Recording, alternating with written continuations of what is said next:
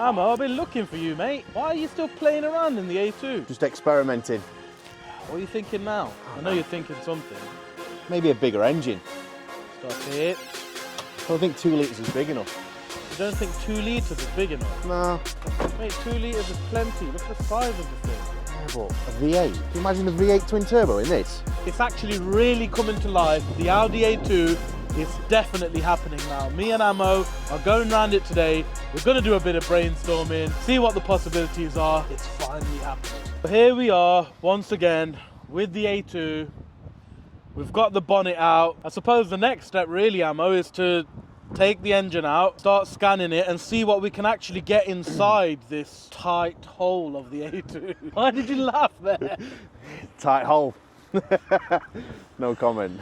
Look, I know it's tight, but we can get in there, yeah? Yeah, I'd climb in there. We can get in there, and the thing is, I've been looking at this front end as well. I think we can actually, because this is like separate, a traditional, cassette type thing, which Audi do, we can actually move it forward, and worst case, we could extend it if we really wanted to. But I am very sure a K20 is going to fit inside here, because the Twingo that you saw on Misha's channel is a lot smaller than these. Yeah. So K20 should fit, but I know you've got some mad ideas. What else are you thinking? Because I just caught you earlier, like, sniffing around it, and he was like, I want to put a V8 in it. Where are you going to put it? V8's bigger than you, bro. You say that. No, they're not. We just get rid of, we don't need any air vents inside.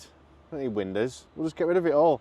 Dash, move it back, we'll make it work. There's already no room inside there. Imagine this 4-wheel drive V8 or something like that. Would be a weapon. It'd be a lot of fabrication. Whether we get it done in May, I don't know. To be honest with you, I think more realistic is the K20 turbo with like an exhaust coming out the top of it, just here, just spitting bars. Oh, pop, external wastegate. Oh, that would sound sick.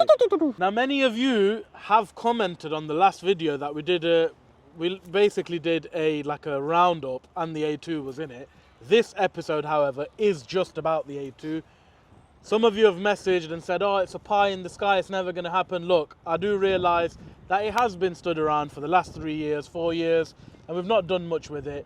We are busy, but trust me, all the focus now is on this project. The E92 M3 is up and running, and that's going to be sold in the next couple of weeks. So we're not building the 1M anymore.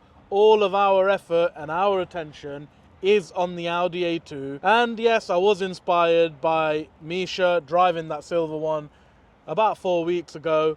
And immediately I messaged Misha, and Misha was, yep, just do it and bring it down in the summer. So hopefully the mission this time, guys, is to get this A2 done, fully stripped, K20 engine, that's what I'm leaning towards. If we do a V8, we're never going to get it there in May, I'll promise you that now. Right. K20 is achievable, I think, with the right mounting points and stuff. We've got contacts, just need to do a bit of spying. We just need to... I hear there's a few guys running a few spoon engines. Yeah. We'll have to do a bit of research on them. And maybe... See what they're running, yeah. See what they're running. Yeah, we'll nick up one night and just jump over the fence. And stay tuned for that part, guys. There's a couple of guys running some spoon engines. We need to find out who they are and why they've got them and how we can acquire them. Yeah. So stay tuned for that. Coming back onto this, our full attention is on the A2, and we are definitely going to be completing this no matter what happens. I'm hell-bent on finishing this project. I want it done. I want it 450 horsepower minimum, and I want to take it to Germany. Yeah. So should we have a closer look around it? Yeah. Interior-wise, I mean, we haven't got much left. Lightweight bucket, so that'll be fun on the Nürburgring. So yeah, we need to look at again for harnesses and stuff. I mean, I know it's not a lot of room in here, but when you've got a seat in, that seat is going to be fixed. Essentially, we just need the bucket seats basically putting down properly. Trouble you got is everything's flipping aluminium on this. Yeah.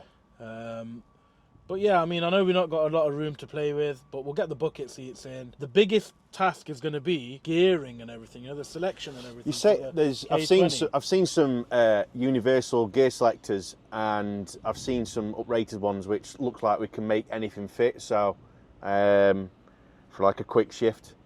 So, and I've got obviously, again. Am I not wrong in saying that the EP3 is it's up here, isn't it? The gear. Yeah, well, we might have a rolling shell, so we can experiment with that. Is that with the? Is I've that seen where it. we need to go? We need to go with a trailer, yeah. One late night. Okay, are they the Spoon Boys? Yeah? They're the Spoon Boys. So yeah, but yeah, I've seen some stuff that we could probably use up there. So excellent. Okay, so I mean, for the donor, we are going to need basically a full EP3 Civic because there's so many bits we're going to need off the thing. Yeah. And again, it's down to like if we start running with the shafts or whether we use his own and then we have them fabricated and stuff. But until the engine's in and start knowing what we've got, it's like hubs. So if you start running the Civic hubs, then I guess it's different PCD on stud patterns. So then not just that, I was thinking like this is quite a narrow car.